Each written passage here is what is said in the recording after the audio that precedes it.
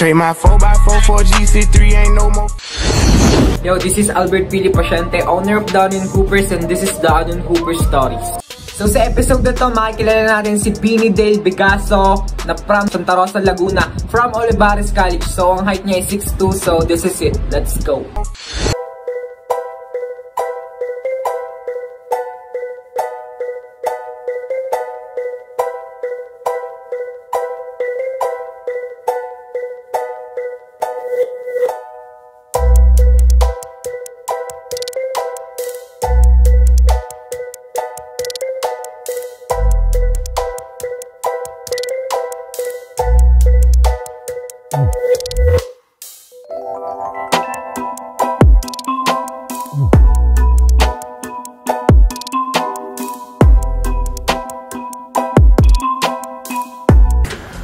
Ako si Beanie Dale Bigaso, pinanganak noong March 2, 1996, 6'2" forward from Santa Rosa, Laguna at naglaro sa Olivares College, Parañaque.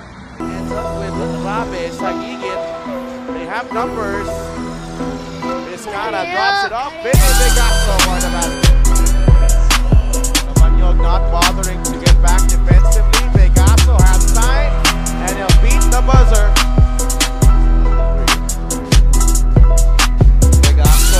Rod. Nice pass. This is your one-stop appliance store, people quality, best price. Bigaso, jumper is good. Rame inside, Bigaso, and one. Ang kwentong buhay-bola ko nag-start yung basketball career ko nung 13 years old ako, yan. Dahil, yun nga, inaya ko ng kapatid ko maglaro, pang-kompleto nila.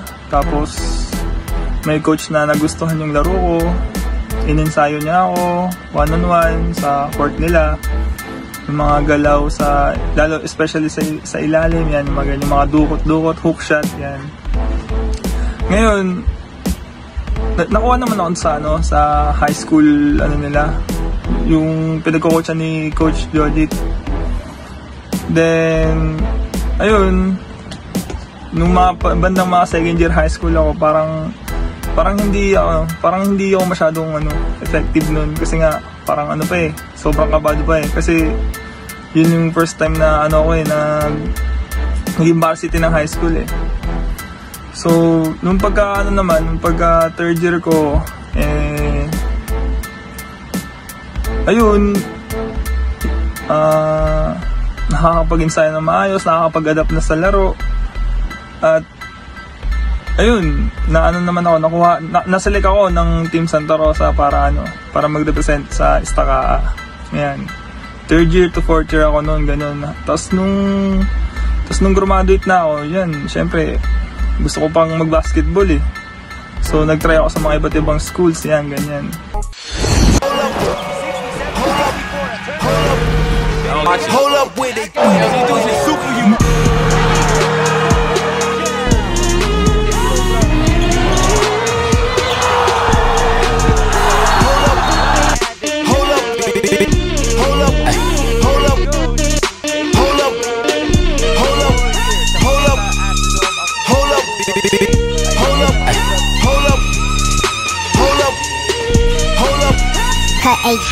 Adios.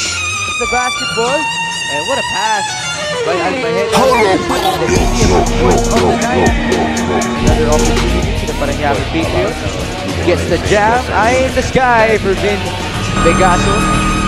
He's gonna need to score a lot more than that in order to... Naging student ako ng UE kasi parang nag-try ako sa Manila . So yung UE yung parang nagustuhan ko kaso hindi ako naging part ng varsity doon. So naging estudyante na lang muna ako, tapos nakikisabay ako ng ensayo nila, ng mga trainings nila. Kahit ako lang mag-isa doon, nakikiensayo ako, napapaalam na ako sa guard nila. And ayun, pero sabi ko kasi hindi pwedeng ganito ako lagi, hindi ako pwedeng ganito lang ako lagi.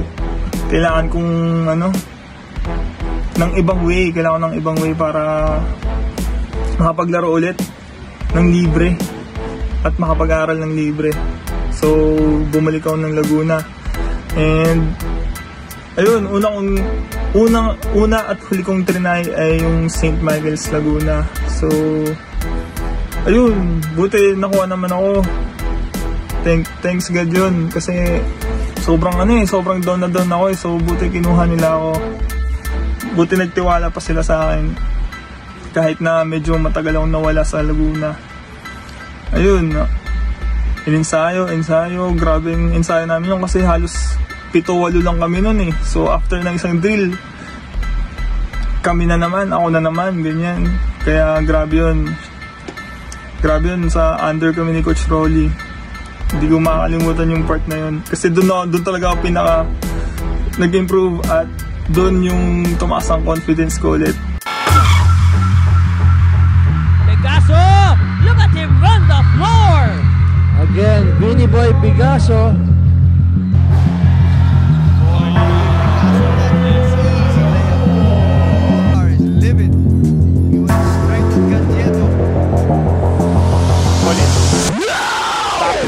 Give it up, Bigaso will finish.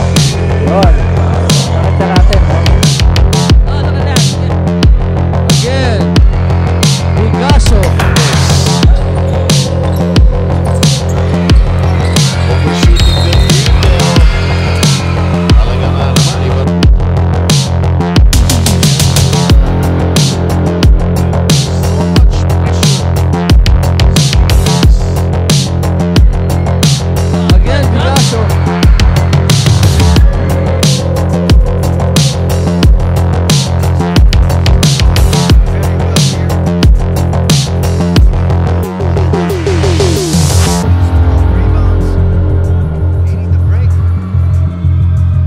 Ayun, doon na nag-start yung mga talagang yung pangarap ko na hindi pala talaga dapat makontento sa kung anong meron eh. Dapat mangarap pa rin ng mangarap eh, hanggat sa kaya mo nang matupad yung pangarap.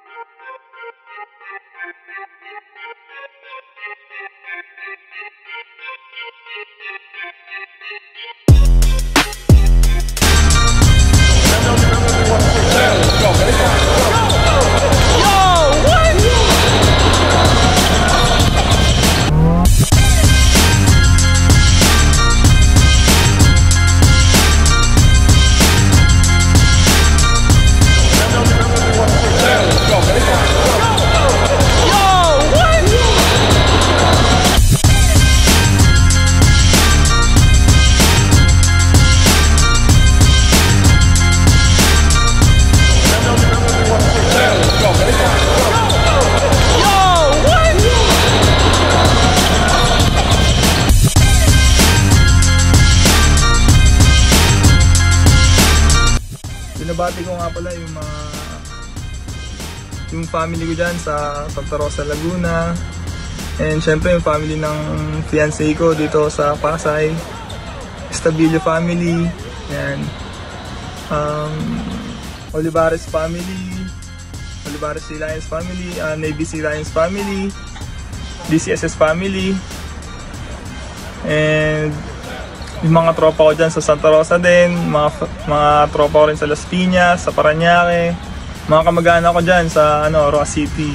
Yan, binabati ko kayo. And yung mga coaches ko, Coach Mike, Coach Joji, Coach Rolly, at sa lahat ng mga naging coaches ko, binabati ko kayo.